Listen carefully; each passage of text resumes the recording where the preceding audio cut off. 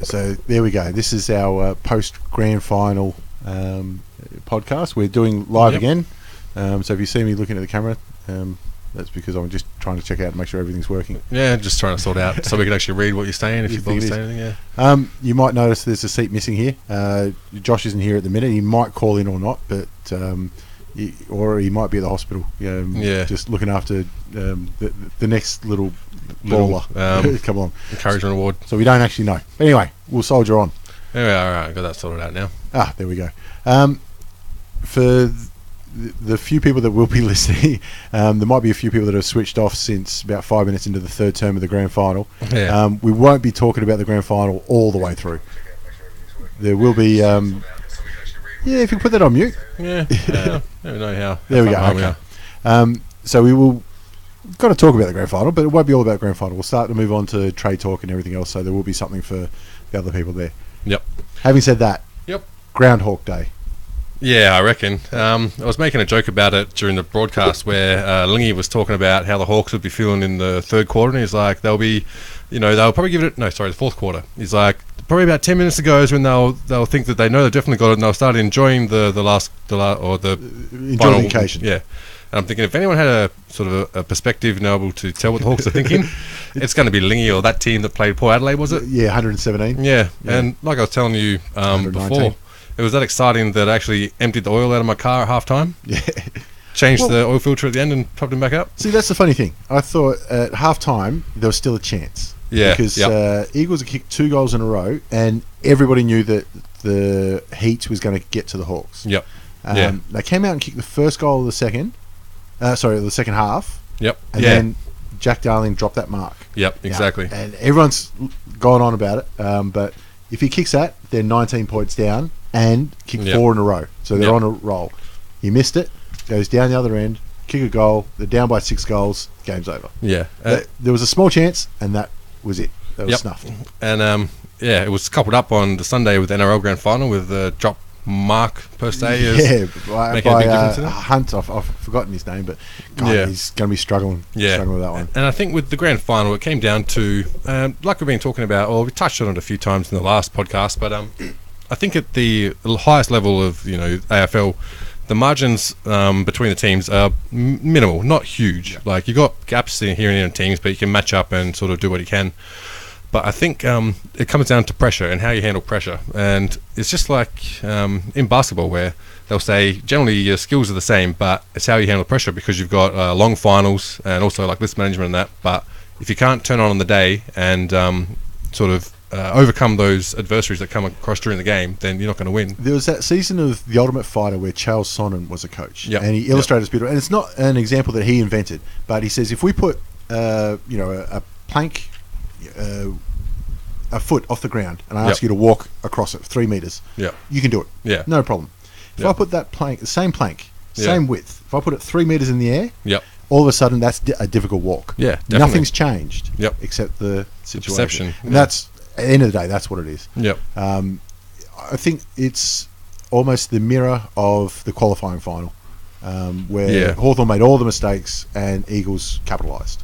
And I think actually the margin was 50 points at 3/4 time in both games. And then there was some junk in the fourth quarter. And sorry, go. No, I would say it's just absolutely role reversal. Absolute role reversal. And one thing that I thought the Hawks, that's been said all season, that they've got that many on-field leaders that.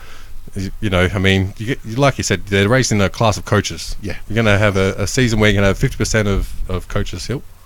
No, I was just going to say, I think it was during the game. It might have been Josh actually said it. He said that Alistair Clarkson, he's the coach of the side, but the players are his peers. He's not domineering, even though he is quite a overarching character. But they are coaching out there. And one of the great things I love about when your team wins is all the media afterwards. You get to really enjoy it. Do you? See, I want to give you these experiences. There was one where I think Frawley, they said, Eagles got a couple of goals late. And even Frawley said he switched off. He just started looking at the crowd and going, isn't this how good is this? He said, somebody came up to him and said, head in the game, mate. They're up by 8 goals with just minutes left, and they're going, mate, no. Yeah. We finished. He goes, all right, fucking it, Daddy. What about, was it I want to say Hill for the Eagles going in for goal, and Brian Lake did that smother right at the end. The margin was 61 points at that time. Yep. And Jesus. And you even saw Clarkson go, all right, well, yep, he's definitely enjoying it. But you saw Hill turn around, and I'm pretty sure he mouthed the words, "You fucking cunt." I hope that's what he said. I want to know what he said. It's what it looked like. I'm pretty sure it was like, "You fucking cunt," or something like that. Like, just sort of a, come on, man, are you serious? And they said it in the broadcast. You remember that they were teammates. Yeah, exactly, yeah. And I thought Hill didn't have a bad day. Yeah. But just about everyone else did. That's it. And when you look at the game, you try and think of who for West Coast actually rocked up.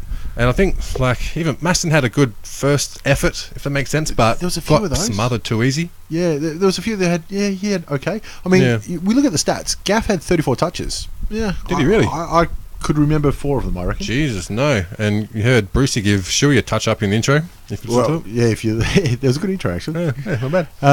And Shuey, okay, he kicked the first goal or a free kick that he well and truly milked. Yep. And then he cost his team 2 goals later on. One where he could have given a handball either side, but instead he kicked it to Taylor. Yep. And the other one where he went the dribble kick and missed. Yeah.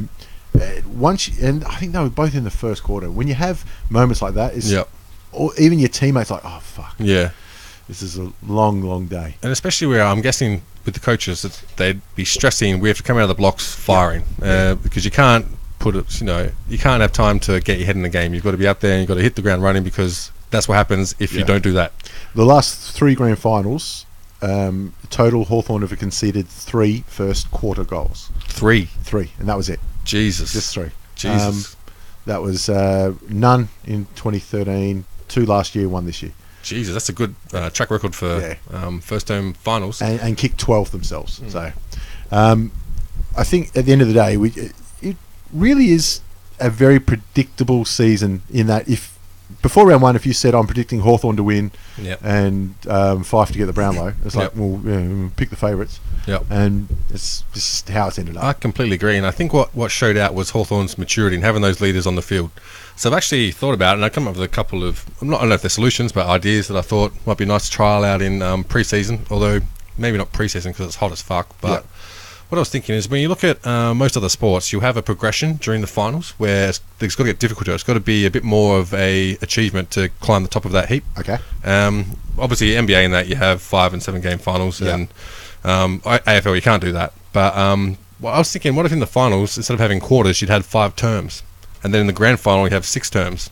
Wow. Well, if you look changing the game. If you look at UFC title fights, you have 5 rounds as opposed to 3, and even now the headliners have 5 rounds. And I think it puts that little bit extra sort of accolade on top of that effort. It's out there. I mean, it's not the stupidest idea I've heard, but I mean, it is changing the game. Yeah. Totally changing the game. But I think that also will level out sort of that big domination you can have from experience having 8 coaches on the field because they're not going to last six terms, you know what I mean? Well, so you have to manage that list. And like we said, this is their oldest premiership team ever. Really? And like we said, they were worried that the younger side were going to run them off, in the heat, and all that. But I did notice that they had 38 interchanges, Hawthorn, in the first quarter. Really? So they were really turning them over and like, we'll get these out. Which the gamble is then if it's close towards the end, you've run out. Well, they said it was the hottest grand final. Yeah, hottest ever. October, you sort of expect that, but but then the cloud cover came over before the first bounce. You're like, okay.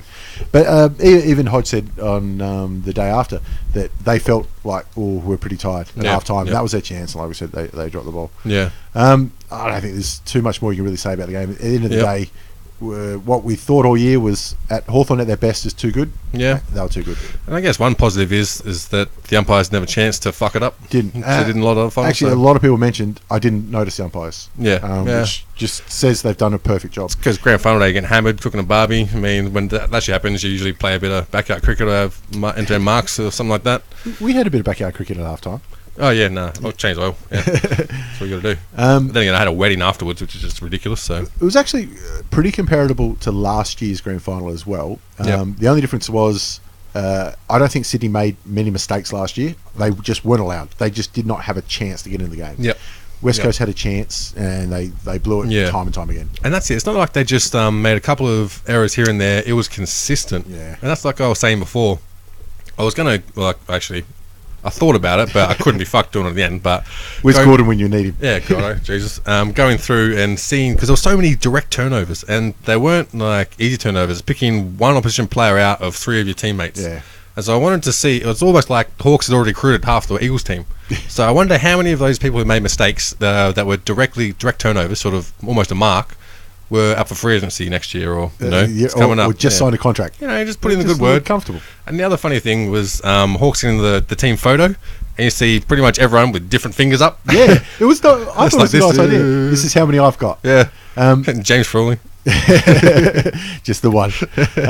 There was a few players, the 6 players that played in the three-peat plus the 2008. They snuck off for their own little photo. Oh, really? Because they're the 6 that have done. That's pretty special. Yep. You saw Burgoyne just duck in. Hey, I got 4 too, guys. Like, one of them. That doesn't really count. That port one. Yeah. Strange enough, it's actually one of the port ones that count. Yeah. The only port membership that counts. Nah, still doesn't count. Also, is in the change rooms afterwards. It's got to be said, fascinating that Tiwi Islands, a population of 2,500, 3 Norm Smith medalists. Really? From the one fucking family. Holy shit. Well, you got Morris Rioli, Michael Long, now Cyril. Holy shit. Pretty fucking amazing. You got to bottle that shit. You got to find something's up there. Yep. Do it for your country. Start breeding, guys. Tiwi Islands. Bring them down. To it. Yep. Send some Spanish fly over there or something. After the game, one of the reporters was saying to Cyril, how's it feel you're the first Indigenous player to win 4 grand finals? And Clarkson was there, and he actually said, well, actually, Burgoyne's got 4 as well. And Cyril went, has he got a Norm Smith, though? Didn't know little Junior had it in him. Well played. Well, the thing is, he's that skillful, he doesn't need to do much talking. No.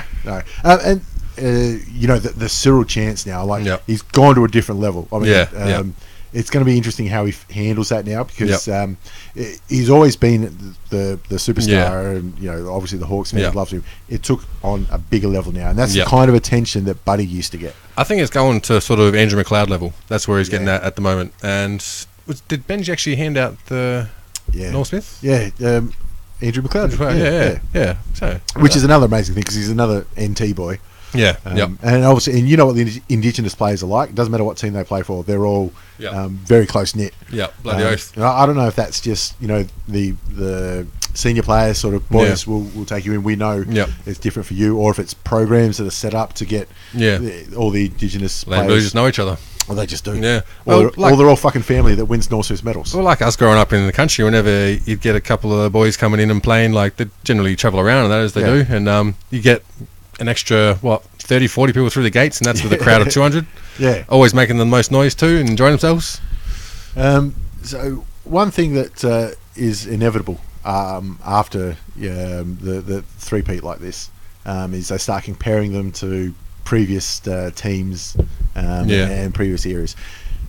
Knowing how fruitless that is, because you can never get a definitive answer. Yeah, because you just can't. But it's an interesting game to play. Yep. Where do you think the Hawthorns three-peat rates against the Brisbane Lions? I actually did think about this a bit, and it depends how you approach it, because I think the team wasn't as good, which makes it more impressive, if that makes sense. Because which team? Hawthorn. I think Alistair Clarkson had more to do with Hawks three-peat than Lee Matthews had to do with Brisbane's from a coaching level.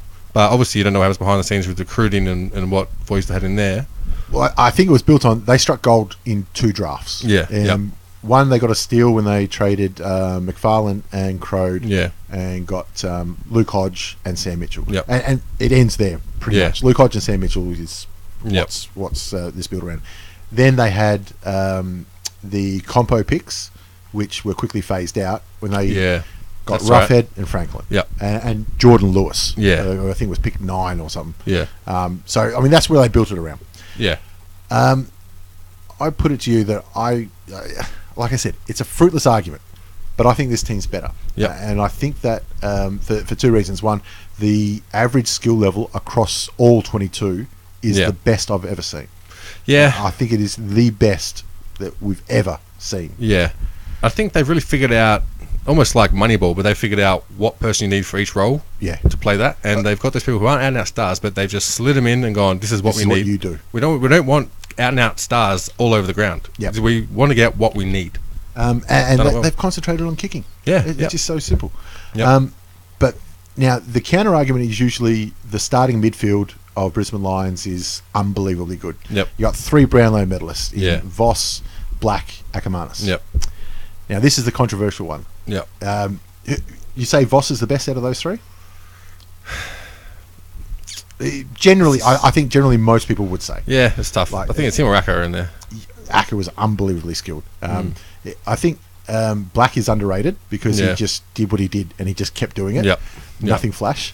Acker, I think he gets brought down a little bit because of his later off-field stuff. And, he rubbed a few people the wrong way. But for the sake of the argument, let's just say that you say Voss is the best one. Yep. I put it to you that Sam Mitchell is better. Why's that? I think Sam Mitchell, and this is unfair because this is what I was saying to you before. I've actually done some research on this.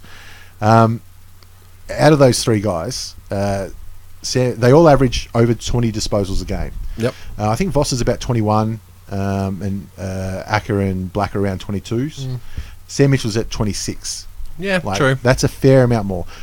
Goals, Voss has Sam Mitchell covered. Yep. Games, they're very close. I think they're only about 4, so Sammy will get him next year on that. Yep. What about premierships as captain? Well, Voss obviously 3. Yeah. Sammy 1. Sammy got 1. Right. But and obviously the other big area that those guys have over Sammy Mitchell is Brownlows. Yeah. 3 Brownlow medalists, and he isn't. Yep. But let's play this little game. How many seasons over 20 Brownlow votes for those guys? Shit. Okay, this is where I've actually done the research. Yeah. But at a guess, I'd say for Voss. For Voss, was he? I'd say 7. 7 over 20 votes. 1. 21 votes is his best. The year he won it with James Hird. Wow. Acker. Yep. Shit. I would have thought about 6. Yeah. 1. Jesus. The year he won it. He got, I think, 23 or 24. Yep. Simon Black. Simon Black, yeah. I'll go 5 then. 3. 3. Damn. 3. And I think he was out of all 3 of them the most Brownlow votes per game. He averages something like 0.7 Brownlow votes, so nearly a vote a game. Damn. Because his longevity was good. Sammy Mitchell. None. 5. As many as the other 3 put together. I'm amazed Sammy Mitchell got that many votes off umpires, to be honest. I mean, Acker I can understand. Now, how many votes over 25 for those 3 guys? Shit. 0. Sammy? Yep. 3 times. And hasn't got a... 26, and a 30. Jesus. So when Simon Black won, he got 25 votes. Yep. That's not bad. Yeah. Now, but I mean, the other argument is, okay, but those 3 guys took votes off each other, which is fair enough. Yeah. But Hodge has nearly the same votes per game as like Ackermanis. Yeah. Black, like I said, is out there. Yep. And Voss. Franklin's about there. Yeah. But to be fair, Franklin did have a great season at the Swans. Jordan Lewis is a little bit below them both. But so there are others taking them off. Yeah. I also looked at their 14th season, how many Brownlow votes they got. Yep. Ackermanis, Voss, and Black had 21 votes. Yep. Sammy Mitchell got 26. Shit. I mean, 21 votes collectively. In their 14th season. 14th season, he's picking up 26 votes. Yeah. Now, obviously, it's a stupid argument because you can't get an answer. And I'm cherry picking stats. Yeah. But they're not bad stats to cherry pick. Yeah, but I mean, that's just how you got to do it. And it's up to Gordo to come back with something reasonable to refute that, I think, because I got fuck all. Well, like I said, I spent a good half an hour researching this and I gave you 2 seconds notice. It's amazing how much time will play a part in how you remember certain things. Like, because I forget you used to talk so highly about that Kangaroos team that would they get back-to-back with Carey, Archer? No, 96-99. 96-99. Yeah. And I thought that team was a fucking great team. They're monsters. Yeah, and didn't get as many, but I'd rate those teams up there with some of the best teams that have been going around. And when you have to consider like which were the better teams, you look at how Hawthorn did in the before and after of those periods as well. Yeah. Whereas I think the last time Hawks were sort of down towards the bottom, I know Richmond were there at the same time, and I think early 2000s. I think Melbourne might have played in the grand final or something. Yeah, 2000. They played in 2000. It was around about that time. But after that, they had that consistent rise and stayed there or thereabouts. Yeah. And whereas Richmond, we went ninth. Yeah, I like it here. It's not bad. Not bad right, here. Get a good view. You're not getting targeted too much. No draft picks. Don't play finals. It's a good time. Well, I mean, the bow to tie a bow on that, I think that Sammy Mitchell is still somehow underrated. Yep. Judd and Ablett are the two greatest players I think I've seen. Yeah. I think he's not that far behind. Yeah. When you're talking the greatest players ever, you probably the argument comes down to Matthews, Carey, Judd, Ablett. Yep. I think whatever order they are in, you can argue about. But I think Sammy's fifth. Yeah. I mean, and there's leaving a lot of other names out there like Skilton for Deledio. Oh, you got to bring up Tambling too, don't you? Yeah. And the other thing I saw is that well, I don't know how this is a story, but maybe just so we can make jokes about it. But Hawthorn have granted permission for Tasmania to drink out of the cup when they bring it down there. And Well, they had a choice. Last time family drank out of a cup like that was at Christmas. We got together. But I'm thinking, do you reckon they was making me straws? Like, you drink out of it, use fucking straws, you savages. Jesus. They're pretty. When I say lenient, they do let people come up and touch them and take photos and all that kind of stuff. They're very good with that, but you can only see what's in the frame. Yep. There's probably a couple of blokes like, oh, yeah, exactly. On your bike, son. The other thing, the actual cup, I actually like the rugby league. The NRL one, the big yeah. Winfield. I think it's called a Winfield Cup, even though it's not a cup, or it's a trophy now. Yeah, I like it's cooler than a cup. What I like about the cup is I don't think it's changed for 90 years. Yeah, something like that. I'm kind of a fan of change, to be honest. Yeah. Did you see people kicking up a stink about Virgin Australia? Apparently, they're the new airline sponsor of the AFL now. They are. A couple of years that they've had it. And instead of doing their flyover, they actually outlined a kind of premiership cup over Melbourne. It was like 230 Ks or something. Like anyone gives a shit about it. Well, apparently they did, because you can't fucking be killing all those environments and wasting all those emissions and all that money when you're charging heaps of money for people to come in and out of Melbourne. It's a fucking pointless thing anyway. Yeah, I mean, do you understand how these people got this rich? That's how business works. It was. You bring up the NRL because it was a fascinating final 10 minutes. Now, on a day where a lot of people were just bored of Hawthorn winning. Yeah. And you can understand. It was something that I don't think I've spoken to anybody about NRL all year. Yep. But I spoke about the final 10 minutes today to people at work about the grand final. Because it was unbelievable. Yeah. But the presentation afterwards, weird as shit. Was it? You did say. The first good thing, because it's at night, they blacked everything out and had the spotlight on the stand. This looks impressive. Yeah. Then they introduced every fucking man and his dog. They had the Prime Minister there, the Premier of New South Wales, the Premier of Victoria, a couple of CEOs and marketing managers and sponsors. And I'm like, who the fuck are you people? Yeah. Like, what are you doing? Yeah. Whereas in AFL, they have the Speaker and the Auskickers. Yeah. And fucking actually, brilliant. I caught the end of it when they were calling out the medals and they fucked up and called Jonathan Thurston's up too early. Yeah, too early. No, Captain goes last. No. You did see a lot of the stage managers like, no, this. Yeah. Now the trophy, now the trophy. Yeah. Now, as I was watching it too, I thought they made another mistake, but it turns out it wasn't. As I was watching it, they called up Hodges, who's the captain of the Broncos, the losing side. And as he went up on stage, the first person went to put a medal around him. I thought, that's bad. That's so sad. Turns out, it's the loser's medal. They get a medal?